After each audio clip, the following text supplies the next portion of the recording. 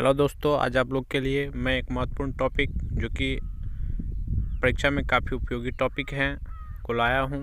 ये टॉपिक भारत का महान न्यायवादी से संबंधित हैं। इनमें जितने भी महत्वपूर्ण प्रश्न हैं को मैं एक सिस्टमेटिक ढंग से रखा हूँ। अगर आप लोग मेरे चैनल को अभी तक सब्सक्राइब नहीं किए तो सब्सक्राइब कर ले और बेल आइकन को दबाना ना भूलें। चलिए मैं शुरू करता हूँ पहले नंबर क्वेश्चन से। भारत सरकार का प्रथम विधि अधिकारी कौन होता है?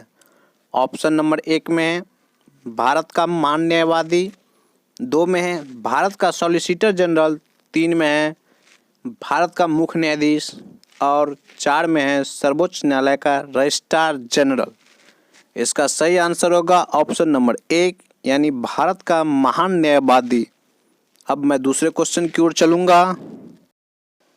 भारत के अटॉर्नी जनरल यानी उसको महान न्यायवादी बोलते हैं की नियुक्ति कौन करता है? ऑप्शन नंबर 1 में है सर्वोच्च न्यायालय का मुख्य न्यायाधीश, 2 में है भारत के प्रधानमंत्री, 3 में है भारत के राष्ट्रपति और 4 में है संघ लोक सेवा आयोग। इसका सही आंसर होगा ऑप्शन नंबर 3 यानी भारत के राष्ट्रपति। अब मैं तीसरे नंबर क्वेश्चन की ओर चलूँगा। तीसरा क्वेश्चन है भारत सरकार को कानूनी विषयों पर परामर्श कौन देता है? ऑप्शन नंबर 1 में है अटॉर्नी जनरल, 2 में है उच्चतम न्यायालय का मुख्य न्यायाधीश, 3 में है विधि आयोग का अध्यक्ष और 4 में है इनमें से कोई नहीं। इसका सही आंसर होगा ऑप्शन नंबर 1 यानी अटॉर्नी जनरल। चौथे नंबर क्वेश्चन की ओर अब चलूँगा। चौथा क्वेश्चन है भारत सरकार का मुख्य विधि परामर्शदाता हैं। ऑप्शन नंबर 1 में है सॉलिसिटर जनरल ऑफ इंडिया, 2 में है उच्चतम न्यायालय का मुख्य न्यायाधीश, 3 में है सचिव यानी विधि मंत्रालय और ऑप्शन नंबर 4 में है अटॉर्नी जनरल ऑफ इंडिया। इसका सही आंसर होगा ऑप्शन नंबर 4 यानी अटॉर्नी जनरल ऑफ इंडिया। अब मैं 5वें क्वेश्चन की ओर चलूँगा। निम्नलिखित में वह व्यक्ति कौन है जो संसद सदस्य नहीं होता है लेकिन जिसे संसद को संबोधित करने का अधिकार है? ऑप्शन नंबर 1 में है भारत का अटॉर्नी जनरल, 2 में है भारत का सॉलिसिटर जनरल, 3 में है भारत का मुख्य न्यायमूर्ति और 4 में है मुख्य निर्वाचन आयुक्त। इसका सही आंसर होगा ऑप्शन नंबर 1 यानी भारत का अटॉर्नी जनरल। अब छठे नंबर क्वेश्चन की ओर चलूँगा। निम्नलिखित में से कौन सा प्राधिकारी संसद के किसी भी सदन का कार्यवाही में भाग ले सकता है? ऑप्शन नंबर 1 में है भारत का रक्षा सचिव, 2 में है भारत का महान न्यायवादी, 3 में है भारत का मुख्य सचिव और 4 में है भारत का गृह सचिव। इसका सही आंसर होगा ऑप्शन नंबर 2 यानी भारत का महान न्यायवादी। अब मैं 7वें नंबर क्वेश्चन की ओर चलूँगा। निम्नलिखित में से कौन लोकसभा की कार्यवाही में भाग तो ले सकता है किंतु मतदान नहीं कर सकता है? ऑप्शन नंबर 1 में है अटॉर्नी जनरल, 2 में है लोकसभा अध्यक्ष, 3 में है लोकसभा उपाध्यक्ष और 4 में है प्रधानमंत्री। इसका सही आंसर होगा ऑप्शन नंबर 1 यानी अटॉर्नी जनरल। अब मैं 8वें नंबर क्वेश्चन की ओर चलूँगा। 8वां क्वेश्चन है क्या भारत का महान न्यायवादी संसद के किसी भी सदन या उनकी समिति की बैठक में अपना वक्तव्य रख सकता है? इसका ऑप्शन 1 में है हाँ, 2 में है नहीं, 3 में है केवल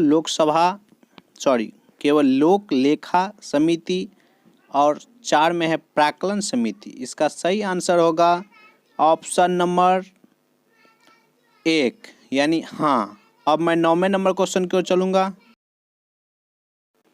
निम्नलिखित में से किसको हटाने का अधिकार संसद को नहीं है? ऑप्शन नंबर 1 में सर्वोच्च न्यायालय के न्यायाधीश को, 2 में है उच्च न्यायालय के न्यायाधीश को, 3 में है मुख्य निर्वाचन आयुक्त को और 4 में है भारत का महान न्यायवादी को। इसका सही आंसर होगा ऑप्शन नंबर 4 यानी भारत का महान न्यायवादी को। अब मैं 10वें नंबर क्वेश्चन की ओर चलूंगा।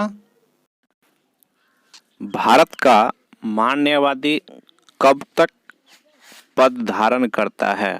ऑप्शन नंबर 1 में है 2 वर्ष तक, 2 में है 5 वर्ष तक, 3 में है राष्ट्रपति के प्रसाद पर्यंत और 4 में है प्रधानमंत्री के प्रसाद पर्यंत। इसका सही आंसर होगा ऑप्शन नंबर 3 यानी राष्ट्रपति के प्रसाद पर्यंत। अब मैं 11वें नंबर क्वेश्चन की ओर चलूंगा।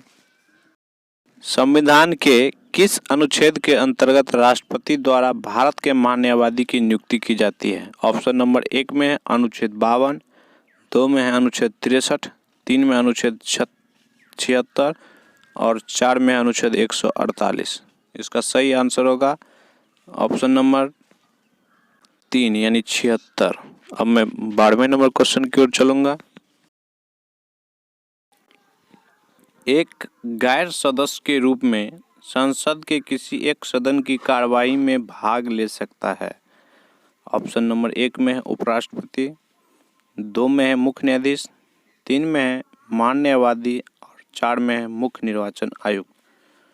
इसका सही आंसर होगा ऑप्शन नंबर 3 यानी महान न्यायवादी। अब मैं 13वें नंबर क्वेश्चन की ओर चलूंगा। 13वां क्वेश्चन है महान न्यायवादी को प्रति माह कितनी रुपया वेतन दिया जाता है? ऑप्शन नंबर 1 में है 26,000, 2 में है 30,000, 3 में है 36,000 और ऑप्शन नंबर 4 में है 90,000। इसका सही आंसर होगा ऑप्शन नंबर 4 यानी 90,000। अब 14वें नंबर क्वेश्चन की ओर चलूंगा। 14वां क्वेश्चन है पार्लियामेंट यानी संसद के किसी सदन के सदस्य न होने पर भी संसद की बैठक में भाग ले सकता है? ऑप्शन नंबर 1 में है भारत के मुख्य न्यायाधीश, 2 में है भारत के महान न्यायवादी, 3 में है मुख्य चुनाव आयुक्त और 4 में है राष्ट्रीय मानवाधिकार आयोग का अध्यक्ष। इसका सही आंसर होगा ऑप्शन नंबर 2। अब मैं 15वें नंबर क्वेश्चन की ओर चलूंगा। सदस्य न होते हुए निम्नलिखित में से कौन संसद के किसी भी सदन की कार्यवाही में हिस्सा ले सकता है मत देने के अधिकार के बिना? ऑप्शन नंबर 1 में है भारत के मुख्य न्यायाधीश, 2 में है भारत के राष्ट्रपति, 3 में है भारत के महान न्यायवादी और 4 में है नियंत्रण और लेखा परीक्षक। इसका सही आंसर होगा ऑप्शन नंबर 3 यानी भारत के महान न्यायवादी। अब मैं 16वें क्वेश्चन की ओर चलूंगा। 16वां क्वेश्चन है भारत का सॉलिसिटर जनरल होता है?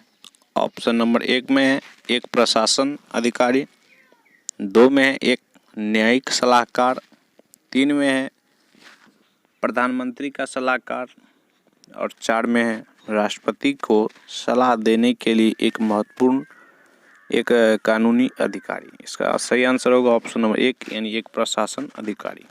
अब 17वें नंबर क्वेश्चन की ओर चलूंगा।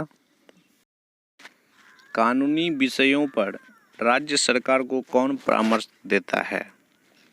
ऑप्शन नंबर 1 में है महान न्यायवादी, 2 में है एडवोकेट जनरल, 3 में है महान न्यायाधिकर्ता और 4 में है उच्च न्यायालय के मुख्य न्यायाधीश।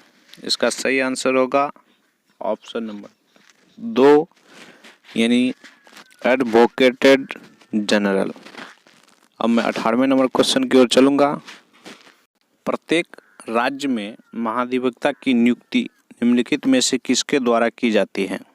ऑप्शन नंबर 1 में राज्यपाल, 2 में है राष्ट्रपति, 3 में उच्च न्यायालय के मुख्य न्यायाधीश और 4 में सर्वोच्च न्यायालय का मुख्य न्यायाधीश। इसका सही आंसर होगा ऑप्शन नंबर 1 यानी राज्यपाल। अब 19वें नंबर क्वेश्चन की ओर चलूंगा। किसी राज्य का उच्चतम विधि अधिकारी होता है? ऑप्शन नंबर 1 में अटॉर्नी जनरल, 2 में है एडवोकेट जनरल, 3 में है सॉलिसिटर जनरल और 4 में है विधि विभाग का महासचिव। इसका सही आंसर होगा ऑप्शन नंबर 2 यानी एडवोकेट जनरल। अब मैं 20वें नंबर क्वेश्चन की ओर चलूंगा। 20वां क्वेश्चन है, निम्नलिखित में से किसे राज्य विधानमंडल के सदनों की कार्यवाही में भाग लेने और बोलने का अधिकार है किंतु मतदान का अधिकार नहीं? ऑप्शन नंबर 1 में महाधिवक्ता को, 2 में है मुख्य सचिव को, 3 में है कैबिनेट सचिव को और 4 में है निर्वाचन आयुक्त को। इसका सही आंसर हो जाएगा ऑप्शन नंबर 1 यानी महाधिवक्ता को। इसी के साथ ये समाप्त होता है प्रैक्टिस सेट।